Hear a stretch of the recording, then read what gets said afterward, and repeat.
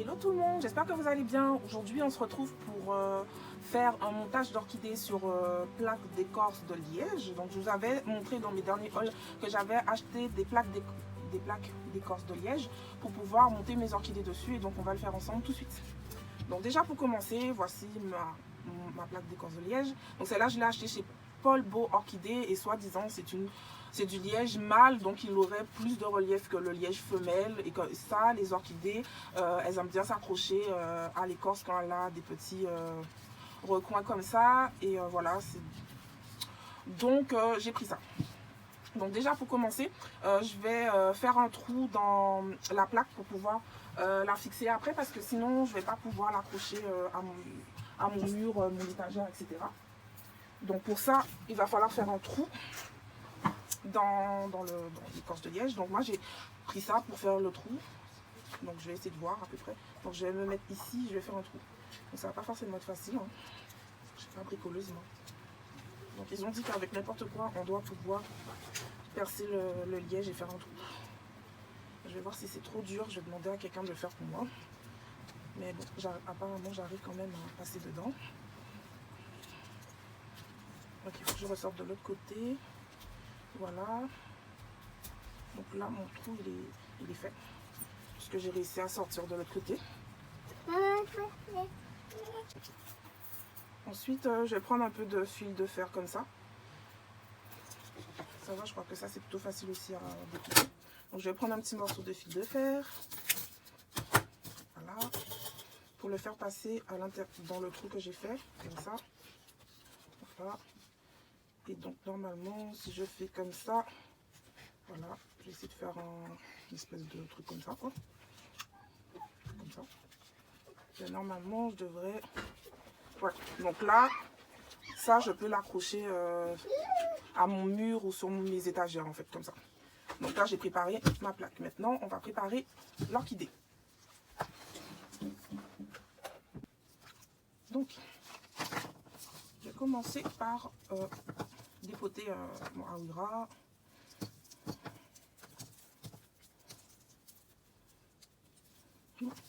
Il y a une petite boule de sphène bien au milieu du pot, comme d'hab. Des petites surprises comme ça qu'on aime bien. Donc on va enlever tout ça. Bon, il n'y a pas d'escargot, choses comme ça. Moi j'enlève tout ça. Donc ça va, c'était facile à enlever, c'est cool. Par contre, le système racinaire là, c'est pas des bonnes racines, hein. Comme quoi, des fois on se dit que c'est notre faute si quelque chose ne va pas avec la plante, mais là les pseudobulbes ils commencent à rider et je vois que là c'est pourri un peu, hein. Et je ne l'ai jamais arrosé depuis que je l'ai acheté, hein, parce que j'attendais d'avoir le temps de la mettre sur écorce. Mais celle-là, vous voyez, j'aurais continué à la cultiver en pot et ça n'aurait pas été, parce que tout son système racinaire est pourri et il n'y a que les racines en fait qui sont dehors qui sont bonnes en fait, hein, si vous regardez bien. Donc voilà, heureusement que je me suis dit que j'allais pas refaire le même mode de culture que la dernière fois, parce que ça n'avait pas marché, hein, le Awira Lavaburst. Moi la dernière fois, parce que j'avais déjà eu ça, j'avais déjà acheté un premier Awira pour mon anniversaire au mois de mai, et il est mort dernièrement. Il restait qu'une toute petite feuille d'une jeune pousse qui restait, et je voyais bien que j'avais pas... C'est mal barré en fait. Donc là, ce que je vais faire, donc je vais prendre un trait d'eau.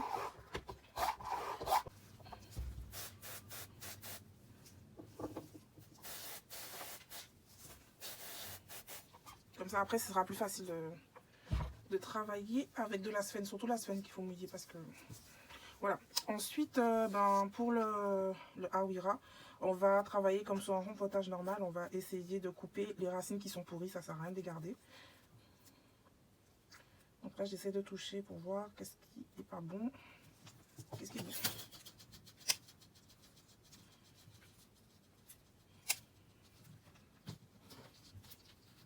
Et surtout les racines du milieu qui sont pas très bonnes.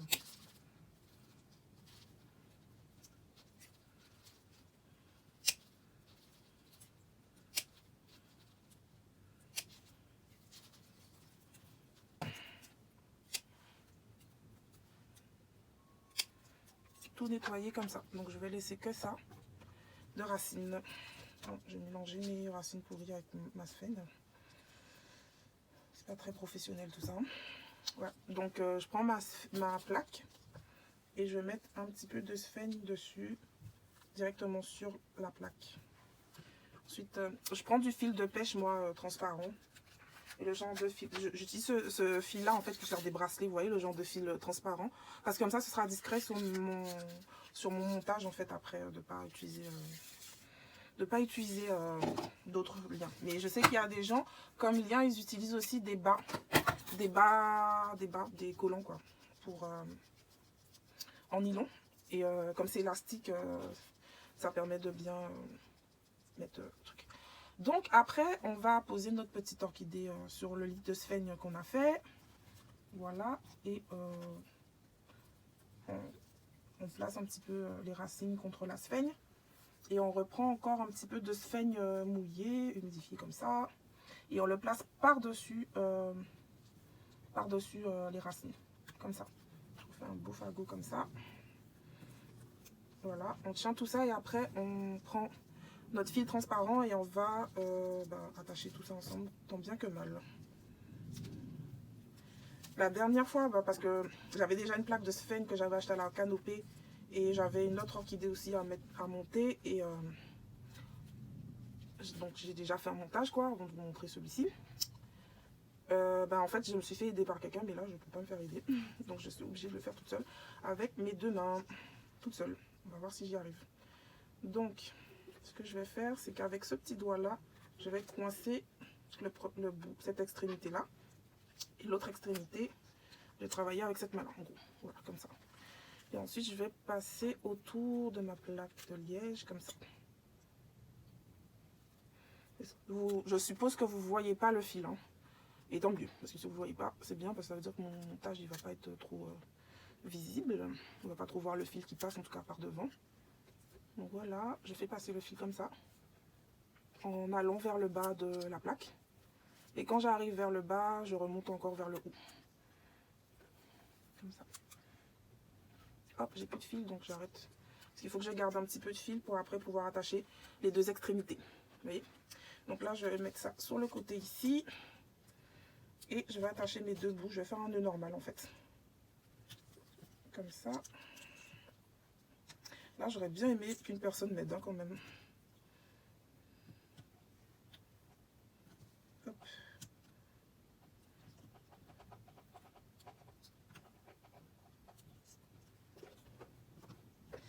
Je sais pas si je vais y arriver.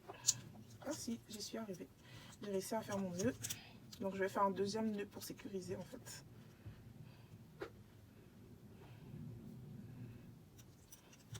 Je vais attacher plusieurs fois parce que j'ai peur que ça se détache.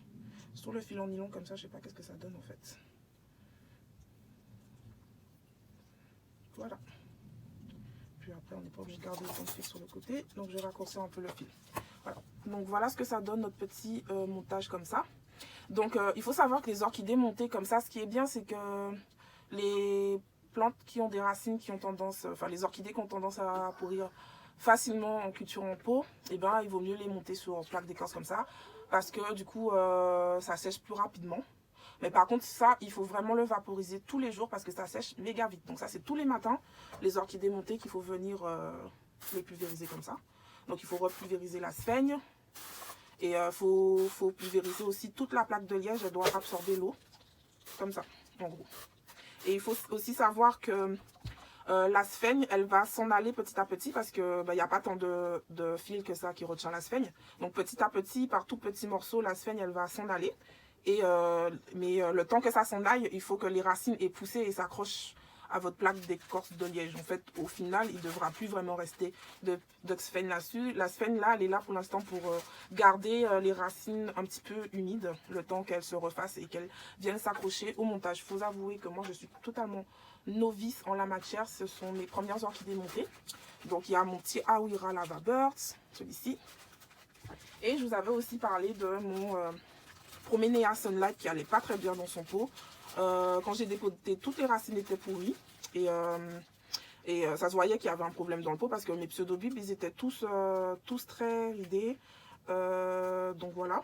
Donc celui-là, je l'ai monté sur une plaque d'écorce de liège qui est plus fine. Je ne sais pas si c'est vraiment de la liège, parce qu'il y a quelqu'un dans les commentaires qui m'a dit que ça, c'était pas de la liège. Mais enfin, j'ai vu que sur Internet, ils mettaient ça sur n'importe quel morceau de bois. En fait, les orchidées montées, ils mettent ça sur n'importe quel morceau de bois. Donc voilà. Donc en fait, je m'en fiche complètement de quel morceau de bois que ça peut être. Du moment que c'est une plaque sur laquelle je peux fixer mes orchidées. Donc pareil, j'ai mis un lit de sphaigne et celle-là, ça fait quelques jours qu'elle est dessus. Et c'est vrai que ça sèche méga vite. Par contre, la sphaigne, je pensais que ça retenait l'eau plus que ça, mais sur ce truc, ça sèche vraiment méga vite. Par exemple, là, j'ai humidifié ma sphaigne ce matin, elle est complètement sèche. Alors tant mieux, ça veut vraiment dire que les orchidées qui sont sensibles au pourrissement, elles ne peuvent pas pourrir là-dessus. Il faut savoir que le Proménéa est une orchidée qui est vraiment très sensible au pourrissement. J'ai eu beau ne pas l'arroser par le haut, faire tout ça, elle a quand même pourri. Et j'espère que cette méthode de culture va mieux lui convenir. En tout cas, tant que l'orchidée a encore de la sphaigne autour, il ne faut pas fertiliser parce que les orchidées qui sont sur sphaigne n'ont pas besoin de fertilisation. Mais je pense qu'une fois qu'elle aura plus de sphaigne, là, je vais reprendre la fertilisation. Et là, c'est vraiment très léger. Ça se voit qu'il n'y a plus d'eau. Donc, je vais un petit peu réhumidifier celui-là alors que je l'ai déjà fait ce matin. Mais ça m'inquiète de voir une plante aussi sèche. Mais je suppose qu'avec cette méthode de culture, franchement, j'espère que mon Proménéa va repartir et être bien. Parce que moi, j'aime pas du tout voir mes plantes en mauvaise santé. Qu'elles n'aient pas de fleurs, je m'en fiche. Mais si les pseudobulbes sont moches comme ça, la plante est moche comme ça, parce que moi je n'utilise pas mes orchidées que pour les fleurs, hein. J'aime aussi voir les plantes comme des plantes vertes aussi, quoi. Une plante verte toute rabougrie comme ça, c'est pas joli. Il y a plein de feuilles marron, des choses comme ça, c'est pas cool du tout. Donc j'espère que comme ça, elles vont mieux se plaire. Voilà. Donc je vais vous faire des petits updates, mais plus à partir de vers l'été, parce que là, comme c'est l'hiver, je suis pas sûre que ça va repartir, faire des trucs de ouf. Je pense que ça va être plus au printemps que ces orchidées-là vont repartir. Donc, je vous ferai un petit update. Et là, on va passer à un autre montage d'orchidées. Bon, sinon, je vous avais montré une vanda avec des cintres pour vanda que j'avais acheté aussi chez Patrick Poulbeau. Et j'ai au moins 3 vandas à monter sur cintre, hein, parce qu'il y en a 2 qui ont déjà des cintres, mais les cintres sont pas bons. Et voilà. Et il y en a une qui n'a pas de cintre du tout et que je ne vous avais pas encore montré. Oui, j'ai reçu une vanda blanche pour la Saint-Valentin. Une magnifique petite vanda comme ça, blanche. Elle est merveilleuse. Il a très bon goût en matière de plantes, hein, mon chéri. Et j'ai vraiment été gâtée. Il est retourné à l'expo Mille et une orchidées chez l'Orchidjam me prendre une vanda en fait que j'avais déjà vue, mais que j'avais pas pris parce que je voulais pas dépenser tout mon argent à cette exposition. Donc j'avais laissé celle-là et il est parti la rechercher pour me l'offrir pour la Saint-Valentin. Et c'est une très jolie surprise. Ça, mais par contre, il l'a pris en vase alors que moi, je cultive mes vandas en tout cas en suspension. Donc je vais enlever ça de son petit vase, comme ça. Ça se voit qu'elle avait été cultivée longtemps dedans parce qu'il y a un peu de mousse au fond du vase. Le vase est très joli aussi, hein. Pouvoir le garder pour mettre les bouquets de fleurs qu'il va m'offrir, j'espère. Donc, les racines sont très humides. Alors ça fait depuis, la Saint-Valentin c'était vendredi et on est dimanche, ça fait 2 jours que je l'ai et je ne l'ai jamais arrosée et elle est très très humide. Donc voilà. Donc on va aller délicatement. Elle a beaucoup de racines, de très longues racines, c'est bien. Et là on a déjà une petite racine pourrie là. Et ça sent la mousse. Hein. Voilà. Ça sent bien la mousse là. Donc pour les vandas, le montage, bon on a le droit de le faire quand on veut dans l'année puisque moi je vais rien faire aux racines du tout. Je vais juste ajouter un cintre en fait. Donc par contre, le sens dans lequel le cintre se trouve, ça a une importance pour moi. Parce qu'il faut que le cintre soit placé dans ce sens-là par rapport à la plante, en fait. Donc voilà. Et il ne faut pas aussi que ce soit trop près de mes plantes. Donc il faudra que j'utilise toute la longueur presque du cintre, en fait. Il ne faut pas que je m'amuse à vouloir raccourcir le cintre, en fait. Puisqu'elle n'est pas si longue que ça. Donc, on va y aller. Hein. Ce cintre-là, je l'ai déjà abîmé. Ils ne l'ont pas vendu comme ça, hein. C'est moi qui ai déjà foutu ça dans un coin sans faire attention. Et j'ai déjà abîmé le cintre. Donc je vais faire passer ces deux-là par derrière. la plante comme ça. Et les deux, là, je vais les laisser par devant en essayant de ne pas abîmer mes fleurs. Magnifiques fleurs. Donc voilà, je laisse beaucoup de longueur en haut parce que j'ai pas envie. Donc je vais glisser sans abîmer de racines un des côtés dans le panier à vanda qui est là. Maintenant, j'ai remarqué qu'ils font des paniers à vanda tout petits avant. Ils faisaient des grands paniers à vanda. Là, ils mettent les vandas dans des petits trucs comme ça là. Donc, une fois qu'on a fait passer le premier, on recourbe comme ça. Voilà. Et le deuxième aussi, je vais le mettre plutôt par là.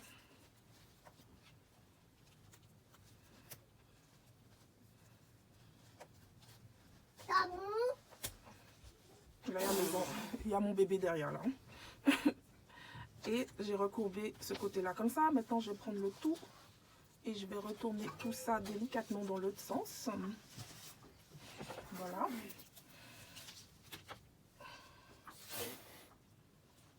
Mine de rien, je dis qu'il n'y a pas beaucoup de choses à faire pour s'occuper de mes 70 orchidées. Mais il y a beaucoup de petites manipulations comme ça, hein, surtout quand on vient d'acheter beaucoup de plantes. Et moi, ces temps-ci, je rachète plein de plantes parce que comme j'ai de la place, je peux me faire plaisir. Mais mine de rien, ça m'a donné du boulot ces jours-ci hein, quand même. Hein. Monter une orchidée par-ci, par cintre, mettre ça par... mettre une autre orchidée sur plaque par-ci, rempoter tel autre truc par-là. Ça m'a donné des choses à faire quand même. Et en semaine, là on est dimanche aujourd'hui, mais j'ai eu quand même des trucs à faire dans la semaine. Par rapport aux orchidées, c'était une semaine un peu chargée. La caméra s'était éteinte parce que j'avais plus de batterie. Là il ne reste que le dernier à mettre de toute façon. Ici. Et je fais ça. Et c'est bon, voilà. C'est juste ça qu'il faut faire pour pouvoir monter des vandas sur cintre, à condition qu'elles aient un panier. Hein. En principe, elles ont un panier. Voilà, et pour finir, je vous montre qu'est-ce que ça monte une fois installé sur les étagères. Donc là, voici le Awira, le Proménéa est ici, et les vandas sont juste là.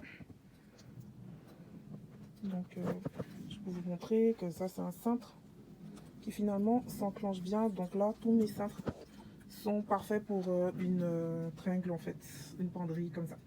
Donc sinon, j'avais aussi dit que j'allais faire une vidéo pour vous parler de mes installations aussi, tant qu'à faire pendant qu'on y est. En fait, j'ai choisi des étagères grilles. Pour plusieurs raisons, parce que comme dans ma première vidéo, je vous parle des conditions de culture, je vous dis sans arrêt que la aération est très importante. Donc j'ai des ventilateurs, j'ai beaucoup de ventilateurs installés. Comme ça, j'en ai 5. Voilà, j'ai 5 ventilateurs pour faire circuler l'air. J'ai et le fait que ce soit des étagères grilles, bah, du coup l'air que je fais circuler va mieux passer d'un étage à l'autre. Ça va pas être arrêté par un plateau en fait. Et même la lumière de tous mes spots aussi vont pas être arrêtés par un plateau. Ça peut traverser les grilles, donc l'air et la lumière. Et même les humidificateurs d'air que je mets en été, enfin printemps-été, quand la fenêtre derrière est allumée, est ouverte plutôt en permanence et qu'il y a une aération permanente de la pièce, je mets aussi des humidificateurs d'air.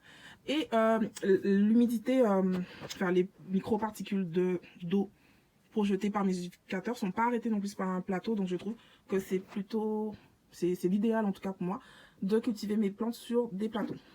Autre raison aussi, je fais tout le temps des trous dans des pots de mes orchidées. Mais le bas du pot, du coup, est pas aéré. Parce que même s'il y a beaucoup de trous sur le bas, le fait qu'il soit posé sur un plateau, bah, ça bouche les trous. Et ben là, c'est des grilles et mes trous du bas ne sont pas troués. Parce que souvent aussi, les orchidées, elles ont des racines pourries juste en bas ici. Parce qu'il y a de l'eau qui stagne, donc on met beaucoup de trous. Mais bon, des fois, on pose le pot. Quand on a fini d'arroser, l'eau continue à s'égoutter et est bloquée parce que c'est posé sur un plateau. Ben là, mes orchidées sont posées sur des grilles et il n'y a plus non plus ce problème. Voilà pourquoi j'ai choisi de changer toutes mes étagères pour 4 étagères grilles et la penderie à cause des vandas. Pour que ce soit plus facile pour moi le matin de venir accrocher mes vandas sur ce genre de système pour aller les mettre dans la salle de bain parce que j'ai un grand bac d'eau dans la salle de bain où je baigne mes vandas tous les jours. Quoique là en hiver, Si j'oublie un jour de les baigner, c'est pas très grave en hiver. Mais par contre, à partir du printemps jusqu'à la fin de l'automne, je baigne vraiment tous les jours mes vandas. Voilà.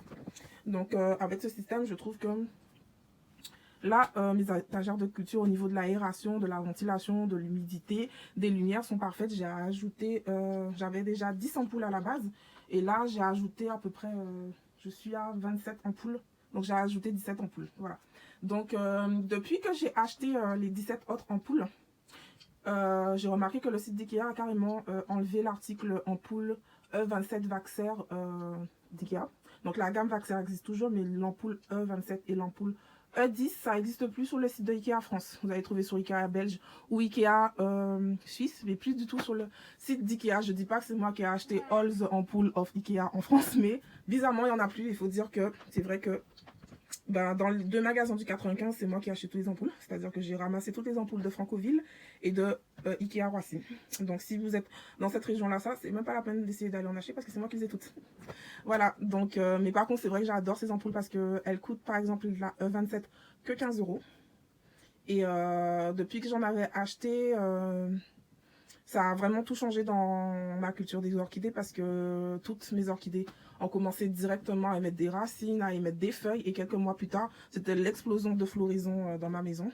Donc ceux qui ont un problème aussi de culture de lumière, je leur recommande vraiment ces ampoules. Mais malheureusement, on dirait qu'on ne va plus en trouver en France. Parce qu'on dirait qu'ils ont arrêté d'en produire. Pourquoi ça marche aussi bien sur les orchidées? Parce que ça a un bon taux de pénétration.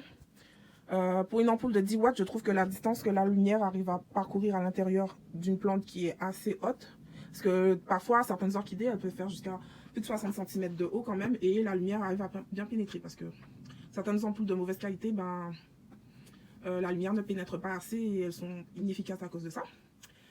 Autre raison, déjà qu'elles sont pas chères parce qu'elles coûtent que 15 €. Je tiens à préciser quand même qu'une ampoule de cette taille-là, ça sur internet, ça coûte dans les 50 € une seule ampoule, et même plus que ça encore, parce que 50 € ça va. J'ai vu des ampoules E27 horticole à LED sous certains sites spécialisés qui allaient 90 € pièce, 99 € pièce. Là, je dis 15 € pièce chez Ikea. C'est le moins cher que j'ai trouvé. Et au niveau aussi de la qualité, comme je dis, le taux de pénétration qui est important pour une ampoule. Et l'autre truc aussi avec les ampoules de Ikea, c'est qu'elles ont beaucoup de LED rouge. Je ne sais pas si on arrive à voir. Ah oui, là on voit très bien. Si vous regardez bien, vous avez à peu près 8 LED blancs, mais en fait c'est de la couleur bleue. Et 5 LED rouges. Et ça c'est très important d'avoir de la lumière rouge dans la lumière horticole parce que c'est ça qui va favoriser la floraison. D'accord? Donc au début je me disais peut-être que c'était des ampoules que de croissance parce que Ikea il commercialise ces ampoules pour la croissance de petits légumes en intérieur, vous voyez.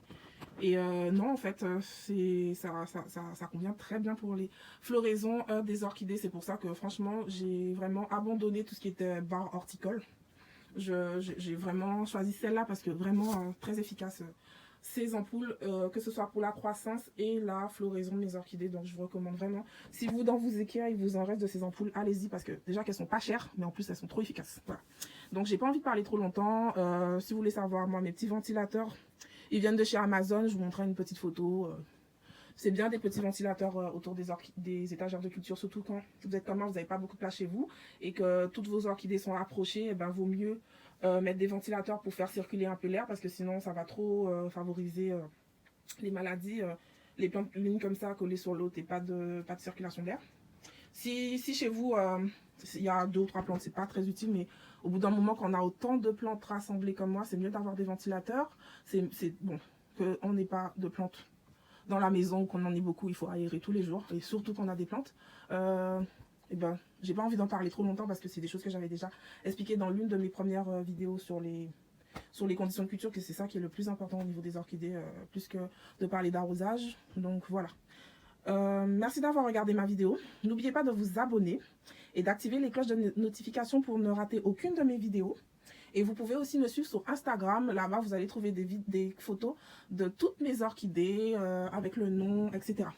Ah, et j'allais oublier une petite surprise. Vous vous souvenez du Cymbidium vert que je vous avais dit que je voulais absolument? Et ben, je l'ai trouvé, une autre fleur verte. Vous ne trouvez pas qu'il est trop magnifique? Ce Cymbidium, je l'ai trouvé à la Maison de l'Orchidée. C'est un fleuriste qui se trouve en plein milieu de Paris, sur l'île de la Cité. Donc c'est le métro Cité. Dès que vous sortez du métro Cité, vous allez trouver ce qu'on appelle le marché aux fleurs de Paris. Et il y a un fleuriste qui aime spécialement vendre beaucoup d'orchidées. Donc c'est la maison de l'orchidée, je vous les recommande beaucoup parce qu'ils ont vraiment de belles pièces là-bas, des grosses plantes, c'est pas des petites choses rikiki de supermarché.